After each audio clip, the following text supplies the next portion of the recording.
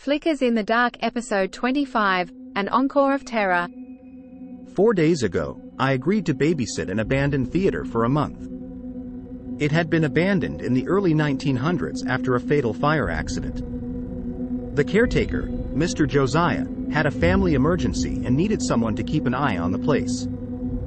The pay was good, and I was out of work, so I took the job. He left me with a list of instructions as peculiar as the theater itself. In the morning, please open all curtains.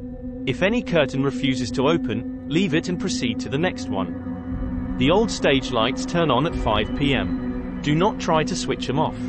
They go off by themselves at 6 p.m. There's a puppet room backstage. If you hear whispers or giggling from there, do not investigate. At 8 p.m. sharp, music will play from the grand piano in the lobby. Do not attempt to find the source. It stops at 9 p.m. Stay out of the costume room between midnight and 3 a.m. Do not sit in the red velvet seat, row H, seat 12.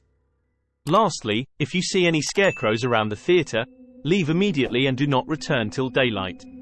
In the darkened theater, the grand piano began to play a haunting melody. As the scarecrow slowly advanced towards me, I remembered the red velvet seat, row H, seat 12. With nowhere else to go, I darted into the auditorium and threw myself into the forbidden seat. As soon as I sat, the lights blazed to life, and the scarecrow stopped, as though it hit an invisible wall. The piano stopped, leaving the theater in deathly silence. I stayed in the seat till dawn, watching the scarecrow retreat slowly back into the stage. The moment the sun rays hit the theater, I bolted out of there. That was my last day at the old theater.